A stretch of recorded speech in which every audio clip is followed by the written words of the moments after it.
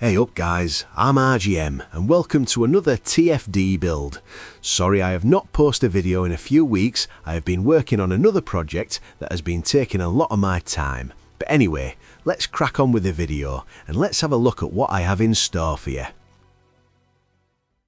By the heading, I think you know, it's the new Descendent Dire, and boy she is very good. So let's look at the build in action. I am running the solo supermassive receptor as I needed to do one more run for my weekly bonuses, and I know it's not the quickest at 6 minutes flat, but it more is showing you guys how I use her to get what I feel works for me.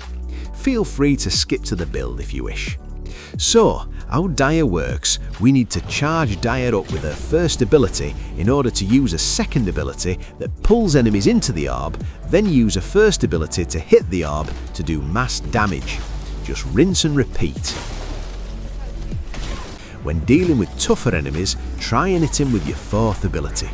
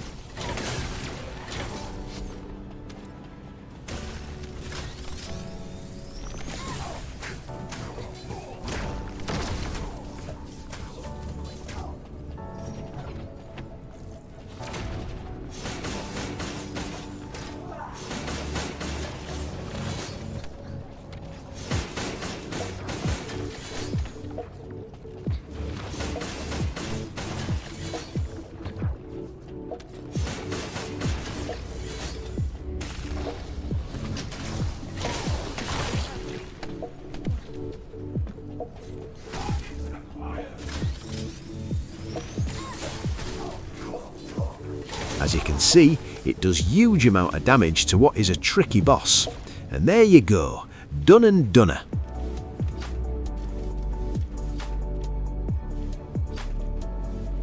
So, let's take a look at the build I am using.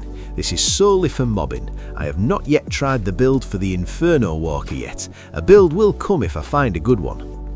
For the mods I'm using the Blooming Ecstasy Transcendent module that allows Dire to jump in the air and throw a javelin down at enemies. Then for our crit mods, I am using Emergency Measures for plus 64.6% crit hit rate and plus 27.7% crit hit damage. Then Frontline for more crit hit and crit damage, along with skill concentration to boost our skill crit hit damage. Then Stim Accelerant for a big boost in HP, 234% with a minus 15% MP, as Dire does not use MP, so we are all good for that.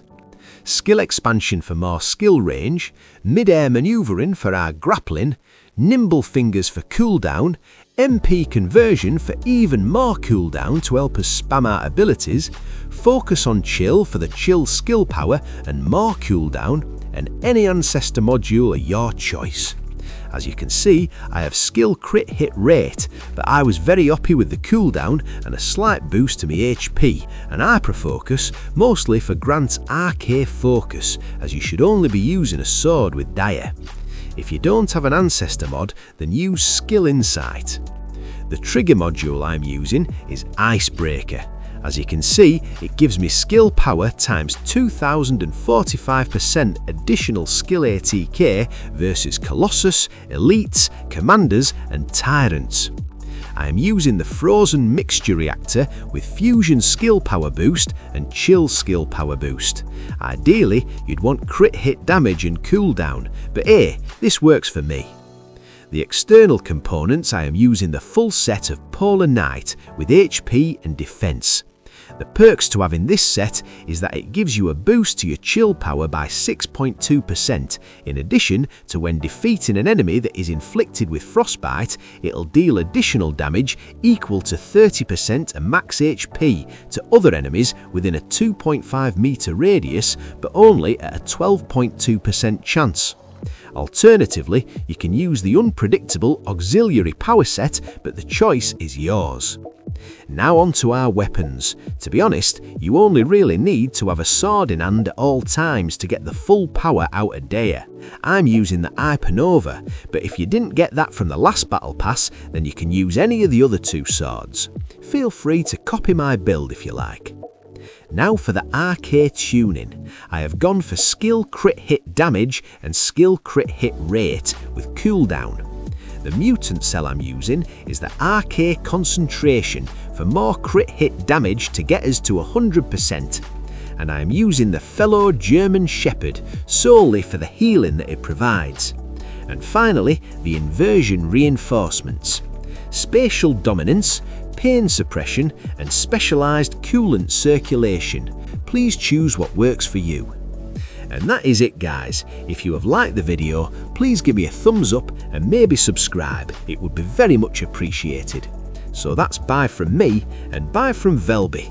Give the lovely viewers a wave.